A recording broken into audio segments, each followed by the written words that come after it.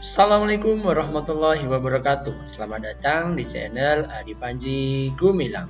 Salam Pancasila. Alhamdulillahirrabbilalamin. Pertama-tama marilah kita bersyukur kepada Allah Subhanahu wa taala yang senantiasa memberikan kita nikmat berupa kesehatan dan keselamatan, sehingga pada kesempatan kali ini kita bisa melanjutkan pembelajaran mata pelajaran PPKN di semester yang kedua ini. Nah, pada kesempatan kali ini saya akan melanjutkan pembahasan materi PPKN yang berjudul Integrasi Nasional dalam Bhinneka Tunggal Ika. Sebelum saya mulai, tak lupa saya senantiasa mengingatkan kepada kalian semuanya untuk senantiasa mematuhi protokol kesehatan yang ada dengan selalu menggunakan masker ketika bepergian keluar. Kemudian yang kedua, selalu mencuci tangan. Yang ketiga, menjauhi kerumunan atau menjaga jarak. Semoga kita semuanya diberikan keselamatan, kesehatan sehingga terhindar dari virus COVID-19 ini. Dan juga kita berdoa semoga COVID-19 ini segera berakhir agar aktivitas kita semuanya bisa kembali seperti semula. Baik, anak-anak semuanya, langsung saja saya akan menyampaikan pokok bahasan yang akan saya bahas pada kesempatan kali ini. Yang pertama, nanti saya akan membahas tentang faktor pembentuk integrasi nasional. Sebenarnya yang saya bahas di sini tidak hanya faktor pembentuk ya, tetapi saya juga akan membahas faktor-faktor yang menghambat integrasi nasional. Yang kedua, saya akan membahas tantangan dalam menjaga keutuhan NKRI. Jadi di sini nanti saya akan menjelaskan yang pertama pengertian dari tantangan itu sendiri, dan yang kedua saya akan membahas apa saja tantangan-tantangan yang harus dihadapi oleh Indonesia agar keutuhan negara kita ini bisa tetap terjaga. Dan yang terakhir nanti saya akan membahas tentang peran masyarakat dalam menjaga persatuan dan kesatuan. Tentunya ini penting kita bahas karena kita sebagai masyarakat, kita sebagai warga negara Indonesia harus turut serta dalam rangka menjaga persatuan dan kesatuan negara kita. Baik anak-anak, langsung ke pembahasan yang pertama, yaitu faktor pembentuk integrasi nasional. Nah, di sini saya akan memberikan pengantar terlebih dahulu. Jadi, masyarakat Indonesia itu hidup dalam realitas yang plural atau beragam. Corak masyarakat Indonesia adalah berbineka tunggal ika dengan keanekaragaman suku, agama, ras, antar golongan yang ada di Indonesia ini. Masyarakat plural atau majemuk bagaikan belati bermata ganda. Di satu sisi, pluralitas merupakan sebuah rahmat, dan di sisi yang lain, pluralitas adalah sebuah tantangan, bahkan juga bisa menjadi ancaman. Nah, atas dasar itulah kita perlu mengetahui faktor apa saja yang dapat membentuk integrasi nasional dan faktor apa saja yang dapat menghambat terciptanya atau terwujudnya integrasi nasional. Sehingga ketika kita sudah mengetahui faktor pembentuk dan faktor penghambatnya, kita bisa menentukan sikap agar sikap yang terwujud dalam keseharian kita itu merupakan sikap yang bijaksana dalam rangka menjaga persatuan dan kesatuan di Indonesia ini. Oke.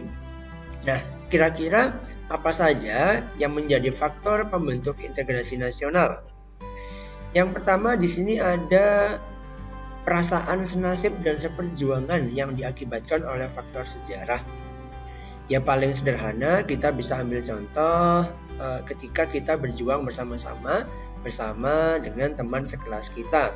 Mulai dari kelas 1 sampai kelas 3, mulai pagi sampai siang atau bahkan sampai sore kita selalu bersama-sama. Ujian bersama, mungkin juga kerja kelompok atau juga melakukan hal-hal yang lain lah. Dari sejarah atau dari perjalanan selama 3 tahun inilah yang bisa membentuk perasaan senasib gitu ya, perasaan seperjuangan, sehingga ketika terjadi permasalahan di antara salah satu atau beberapa orang di dalam kelompok kita atau di dalam kelas kita, maka akan memunculkan sikap empati begitu ya, saling tolong menolong, saling membantu agar teman kita yang mengalami masalah itu bisa kita bantu dan bisa menyelesaikan masalahnya. Nah, hal-hal kecil inilah yang dapat melahirkan sebuah integrasi nasional. Kalau kita lihat sejarah zaman dulu, ya berarti faktor sejarah di mana para pejuang negara kita berjuang untuk meraih kemerdekaan. Nah, sekarang tugas kita adalah mempertahankan kemerdekaan itu, walaupun kejadiannya itu atau hal yang dilakukan itu berbeda, ya tetap nilai-nilai semangat perjuangan para pejuang negara kita harus tetap kita jadikan semangat untuk mengisi kemerdekaan di Indonesia, negara kita tercinta ini. Seperti itu. Nah, yang kedua, faktor yang dapat membentuk integrasi nasional yaitu adanya kesepakatan atau konsensus dalam perwujudan proklamasi kemerdekaan. Ada Pancasila, ada Undang-Undang Dasar Negara Republik Indonesia tahun 45, adanya bendera merah putih, adanya lagu kebangsaan Indonesia Raya, dan yang terakhir adanya bahasa Indonesia. Nah, beberapa konsensus nasional inilah, beberapa kesepakatan inilah yang juga bisa membentuk integrasi nasional. Tentu kita sebagai warga negara Indonesia meyakini dan mengakui bahwa beberapa unsur dari konsensus ini bisa meningkatkan rasa cinta kita terhadap negara kita. Oleh sebab itu, jangan sampai kita tidak mempelajari kembali ya, barangkali yang sudah belajar mungkin tentang proklamasi kemerdekaan, belajar tentang Pancasila, belajar tentang Undang-Undang Dasar, bendera negara kita, lagu kita, bahasa kita, itu semuanya harus kita terapkan dalam kehidupan sehari-hari. Nilai-nilai kebaikan di dalam kesepakatan-kesepakatan tersebut harus kita terapkan dalam kehidupan keseharian kita agar berjalannya hidup kita bermasyarakat dengan warga negara yang lain itu bisa rukun, bisa tetap menjaga persatuan dan kesatuan. Begitu ya. Nah, yang ketiga, faktor yang dapat membentuk integrasi nasional yaitu adanya simbol kenegaraan dalam bentuk Garuda Pancasila dengan semboyan Bhinneka Tunggal Ika. Ini yang sudah kita pelajari minggu lalu, bahwa semboyan pemersatu bangsa Indonesia adalah Bhinneka Tunggal Ika, di mana kalimat tersebut bisa kita temukan di dalam lambang negara kita, Garuda Pancasila. Semoga semangat persatuan di dalam keberagaman yang tercermin dalam semboyan Bhinneka Tunggal Ika ini sekali lagi bisa kita terapkan dalam kehidupan sehari-hari. Nah, selanjutnya, faktor yang dapat membentuk integrasi nasional yaitu adanya tekad serta keinginan untuk bersatu di kalangan bangsa Indonesia, seperti yang dinyatakan dalam Sumpah Pemuda.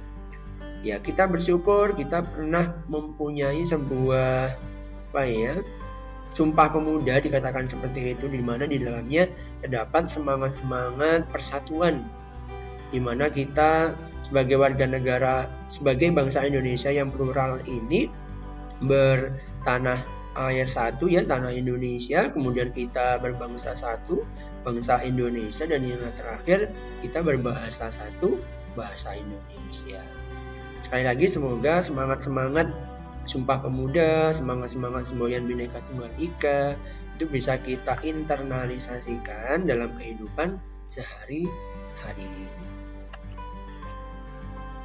Nah, selanjutnya, faktor yang dapat membentuk integrasi nasional itu adanya rasa rela berkorban untuk kepentingan bangsa dan negara. Nah, di sini saya ilustrasikan ada seorang bapak-bapak yang menjadi istilahnya dasar ya, fondasi dari kelompoknya yang mengikuti lomba panjat pinang.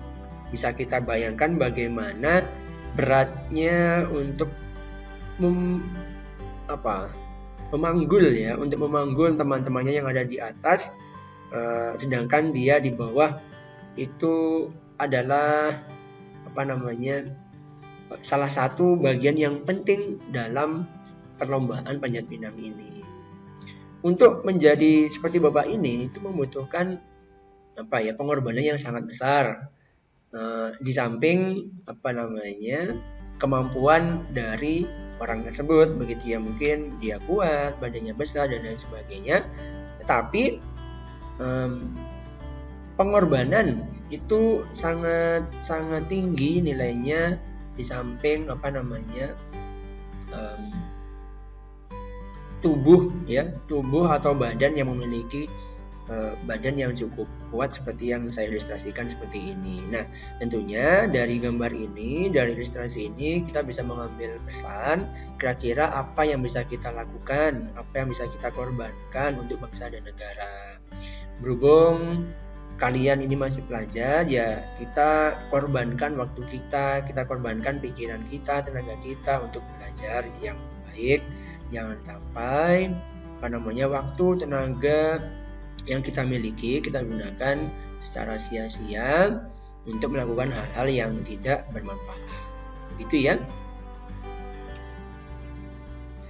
Nah, masih ada lagi faktor yang dapat membentuk integrasi nasional selanjutnya, yaitu adanya rasa cinta tanah air. Biasanya kalau di iklan-iklan itu ada iklan cintai produk-produk Indonesia, gitu ya. Nah, sekarang ini beberapa tahun, mungkin kurang lebih 3 tahun atau 5 tahun terakhir ini, produk-produk Indonesia, terutama produk-produk fashion begitu ya, sangat banyak dan sangat digemari oleh masyarakat Indonesia. Tentunya ini adalah hal yang baik buat negara kita karena masyarakatnya sudah mulai mencintai produk-produk Indonesia.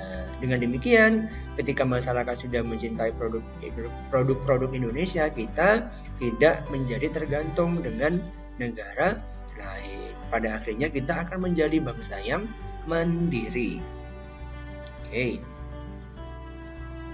Nah, faktor pembentuk integrasi nasional yang selanjutnya yaitu pengembangan budaya gotong royong yang menjadi ciri khas kepribadian bangsa Indonesia. Kalau di gambar ini saya yakin di daerah kalian masing-masing pasti masih sangat banyak kalian temukan budaya gotong royong, terutama ketika adanya kegiatan kerja bakti. Nah, harapan saya buat kita semuanya, ketika di kampung kita atau daerah kita itu ada yang namanya kerja bakti, kita harus ikut melakukan kerja bakti atau melaksanakan kerja bakti ya. Disitulah kita bisa bertemu dengan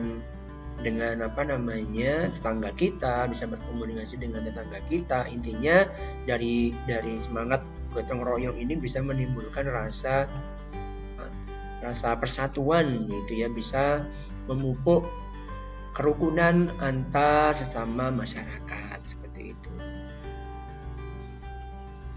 Nah, itulah tadi anak-anak faktor-faktor yang dapat membentuk integrasi nasional. Sekali lagi, saya berharap dan saya mengingatkan kepada saya sendiri agar faktor-faktor pembentuk tersebut bisa kita terapkan dalam kehidupan sehari-hari, agar yang pertama integrasi nasional bisa terwujud, dan yang kedua pada akhirnya kerukunan, persatuan, dan kesatuan masyarakat Indonesia akan tetap terjaga.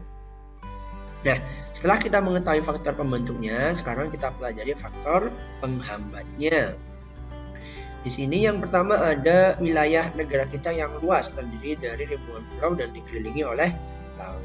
Ini menjadi salah satu faktor penghambat dan sekaligus tantangan sebenarnya ya, bahwa kita sadari negara kita ini begitu luas, terdiri dari daratan, lautan, udara yang sedemikian rupa, dan saya yakin mobilitas mungkin ketika kita ingin mengadakan pertemuan atau mengadakan kunjungan ke daerah lain juga akan membutuhkan waktu yang tidak singkat begitu ya. Oleh sebab itu Di sini diperlukan adanya sarana-sarana pendukung ya. Ini tugas pemerintah pusat maupun pemerintahan daerah untuk memaksimalkan infrastruktur yang ada sesuai dengan anggaran yang ada dalam rangka mempermudah akses ya masyarakat untuk meningkatkan perekonomian atau untuk berkunjung ke daerah lain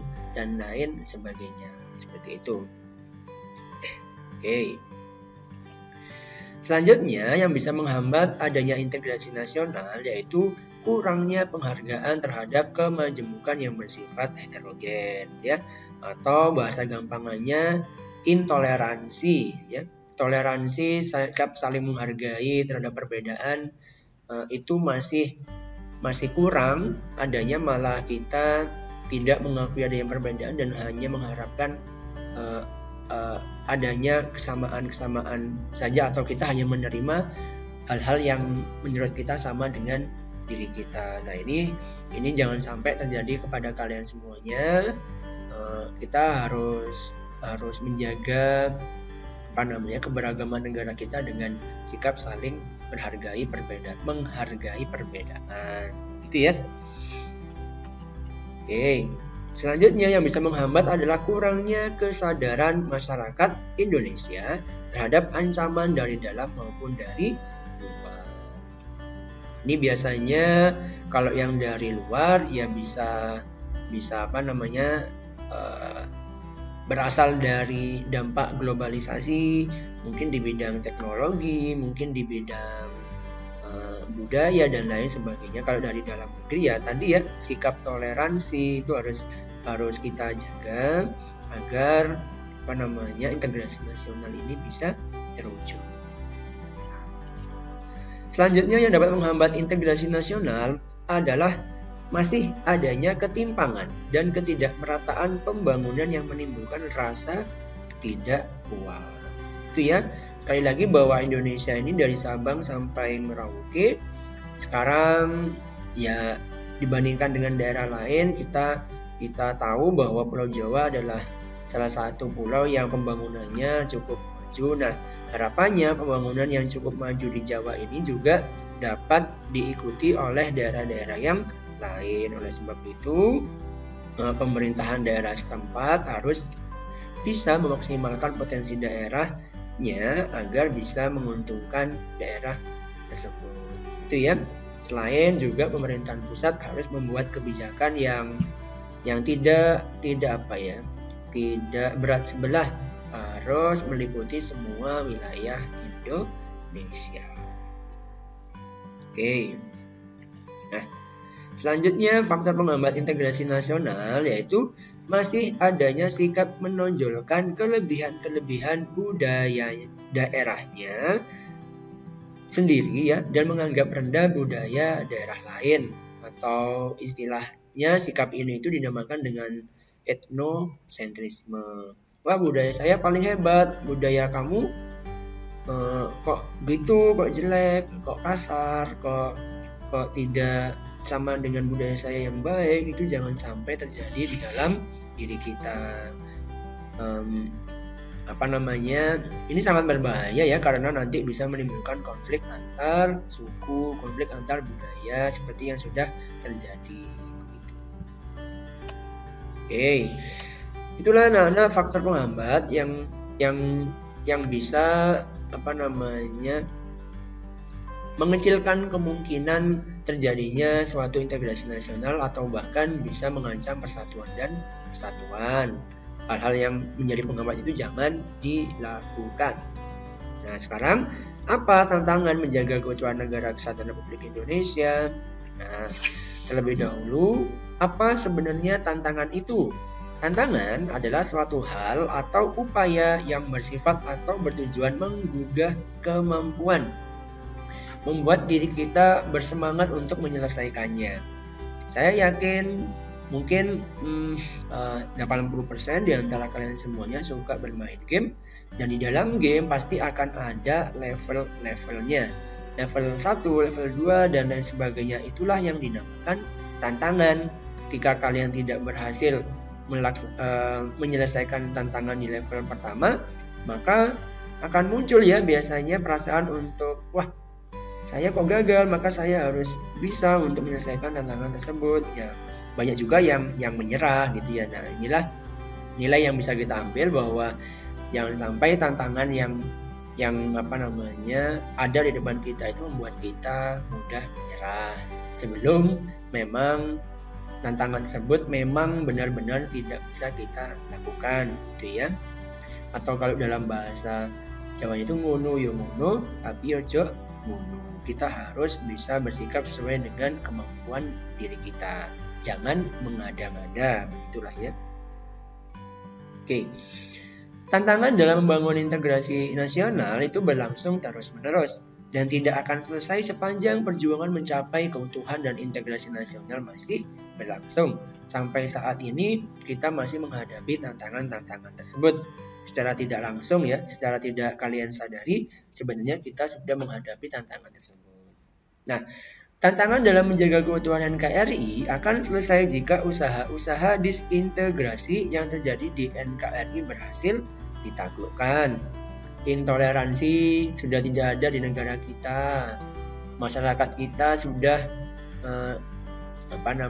saling menghargai. Sikap gotong royong atau budaya gotong royong terjaga. Nah, disitulah bisa dikatakan tantangan-tantangan yang ada di depan kita itu bisa kita selesaikan gitu. Nah, sekarang apa saja tantangan dalam menjaga keutuhan NKRI? Tipe ya, mohon maaf ya. Nah, di sini diilustrasikan ada sebuah gambar jabat tangan gitu ya antara suku satu dengan suku yang lainnya dengan latar belakang peta Indonesia. Di sini ada juga ilustrasi bendera negara kita dan genggam. Nah, semuanya ini sebenarnya bermakna kita itu harus menjaga keutuhan NKRI. Lantas apa tantangannya? Yang pertama letak geografi. Ini seperti yang saya sampaikan tadi yang berkaitan dengan wilayah. Yang kedua kekayaan alam. Kekayaan alam kok menjadi tantangan? Jelas ya, kalau misalnya kita bisa memanfaatkan, ya ini adalah sebuah potensi bagi negara kita, adalah sebuah keberhasilan bagi negara kita. Tetapi apabila kekayaan alam ini tidak bisa kita kelola dengan baik, kita gunakan secara brutal atau tidak mempertimbangkan kelestarian alam dan lain sebagainya, ya ini akan menjadi bencana buat negara kita. Ambil contoh kasus yang sekarang sedang terjadi, yaitu ketika terjadinya banjir di Kalimantan. Ada sebuah gambar di mana menggambarkan kondisi hutan di Kalimantan dari tahun ke tahun. Ternyata mulai dari tahun mungkin 2000-an ya, kalau saya tidak salah, sampai sekarang ini luas hutan yang ada di Kalimantan itu semakin menipis. Tentunya ini harus menjadi perhatian besar buat pemerintahan pusat maupun pemerintahan daerah agar menjaga paru-paru dunia kita yang ada di Kalimantan. Oke ya. Selanjutnya tantangannya adalah faktor demografi. Jumlah penduduk ya, jumlah penduduk usia muda, usia tua, laki-laki, perempuan, tingkat pendidikan dan lain-lain. Ini juga merupakan tantangan bagi negara kita. Apabila negara kita berisi jumlah penduduk yang berusia mudanya itu banyak, ya maka kita harus bisa memanfaatkannya itu dengan baik agar ini menjadi bonus yang bisa bermanfaat untuk kemajuan negara kita. Oke, ideologi atau agama. Nah, ini maksudnya adalah bahwa sekarang ini kan banyak sekali pihak-pihak yang ingin mencoba mengganti ideologi negara kita dengan ideologi yang lain. Nah, agama ini juga menjadi tantangan bagi negara kita. Di Indonesia kita ketahui bahwa terdapat 6 agama, maka ke-6 agama itu kita sebagai umat di dalamnya harus benar-benar bisa menjaga toleransi. Jangan sampai kita saling mencari keburukan atau kesalahan dari agama-agama yang ada di Indonesia, karena masing-masing agamanya punya kebenaran dan hal-hal yang tidak benar menurut agamanya sendiri. Kita cukup hanya meyakini apa yang kita yakini saja. Oke. Selanjutnya tantangannya adalah faktor politik, ya. Ini misalnya kaitannya dengan pemimpin. Siapa yang akan memimpin di Indonesia atau di daerah-daerah yang ada di Indonesia.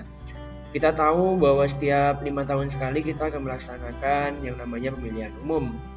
Pasti setiap 5 tahun itu pula kondisi sosial masyarakat negara kita mengalami dinamika yang sangat dinamis gitu ya, atau adem panas gitulah istilahnya. Nah, di sini kita bisa belajar bahwa tujuan utama dari politik itu adalah mencari pemimpin yang akan membawa negara kita menjadi negara yang lebih baik. Oleh sebab itu, jangan sampai dengan adanya agenda 5 tahunan ini kita menjadi terpecah belah hanya karena perbedaan pandangan politik seperti itu. Kita harus belajar bijaksana begitu ya dalam berpolitik. Meskipun dalam politik itu memang tidak ada yang abadi gitu ya. Barangkali sekarang mereka berteman, bisa jadi juga besok mereka menjadi lawan. Nah, kita harus bisa mengambil nilai dari situ. Apa yang baik kita ambil, apa yang tidak baik jangan sampai kita ambil. Kalau bisa kita perbaiki. Yang ke berapa ini ya? Yang selanjutnya gitu aja ya, adalah faktor ekonomi. Ini juga menjadi tantangan negara kita. Harapannya kondisi perekonomian Indonesia ini bisa stabil begitu ya.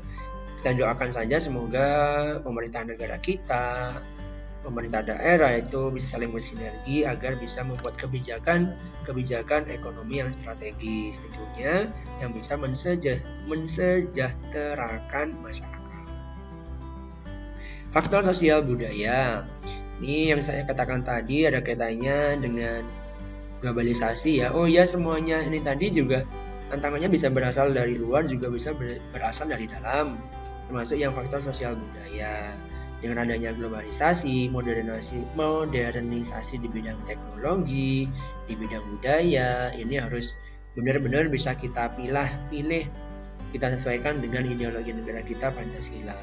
Harus kita filter dengan Pancasila, seperti itu ya. Oke.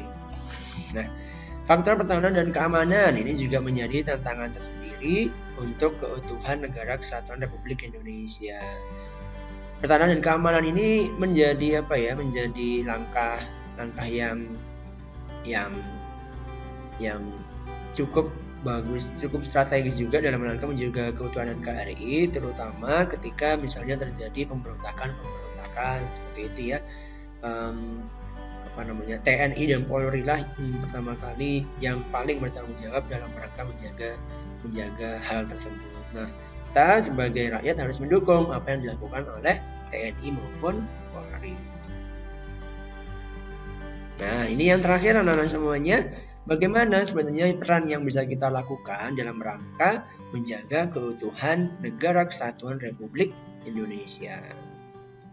Nah, yang pertama, intinya ini ya, sebenarnya kita harus sadar itu aja. Kita harus sadar bahwa kita itu hidup di Indonesia. Indonesia ini dianugerahi oleh Allah Subhanahu wa taala dengan keberagaman yang sedemikian rupa, baik di bidang agama, di bidang suku, di bidang budaya, di bidang antar golongan. Kita harus sadar itu semuanya. Ketika kita sudah sadar, saya yakin bahwa tidak akan ada lagi yang namanya konflik antar agama, tidak akan ada lagi, mungkin masjid yang dirusak atau gereja yang dibakar, insya Allah tidak akan terjadi lagi. Itu ya. Dan yang terakhir, kesadaran yang dimaksud adalah bahwa negara kita itu terdiri dari perbedaan-perbedaan yang kalau kita lihat dari sisi jumlahnya itu terdiri dari kelompok mayoritas dan minoritas. Nah, di sini yang merasa mayoritas harus melindungi yang minoritas.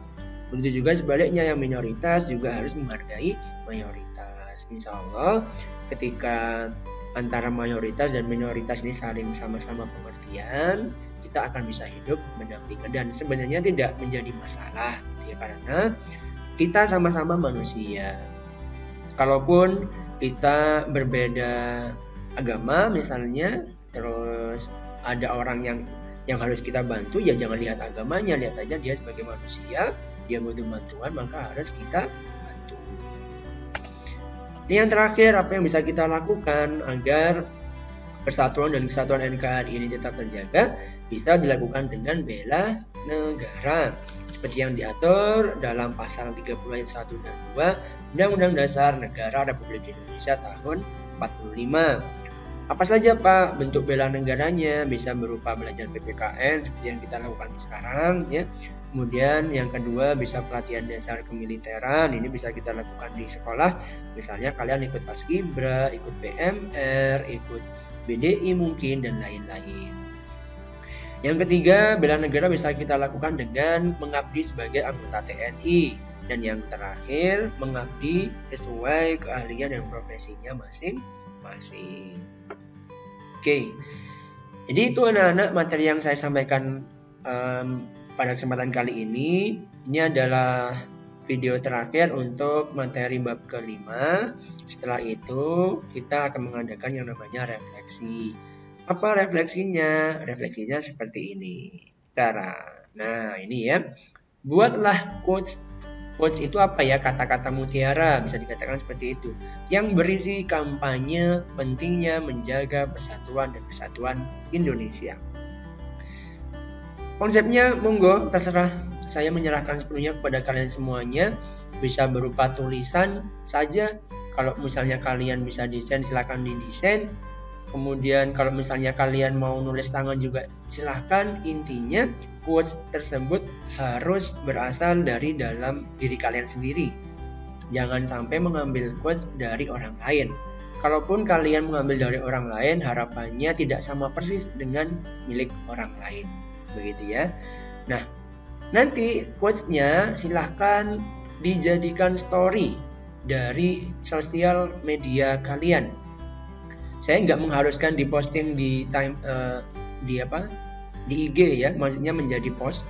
Tapi saya hanya ingin quotes ini menjadi story ya, entah story IG, entah story WhatsApp, entah story Facebook, monggo. Setelah kalian jadikan story, silakan di screenshot, kemudian silakan dikirimkan ke e-learning. Itu menjadi tugas kalian dan akan saya nilai. Itu ya. Insya Allah tugas ini tidak banyak. Saya hanya ingin mencoba memberikan kesadaran mungkin ya, mengajarkan kalian agar kita bisa merefleksikan pentingnya persatuan dan kesatuan dalam diri kita, kemudian kita tuangkan dalam sebuah tulisan. Dan harapannya ada aksi nyata. Apa aksi nyatanya? Kalian kampanye melalui story WA, story IG, story FB, atau story-story yang lainnya. Paham ya? Waktunya 1 minggu. 1 minggu dihitung dari jadwal kalian masing-masing. Semangat anak-anak semuanya. Cukup sekian apa yang bisa saya sampaikan. Semoga ada manfaatnya. Silakan ditanyakan apabila ada hal yang belum kalian pahami. Terima kasih. Wassalamualaikum warahmatullahi wabarakatuh. Salam Pancasila.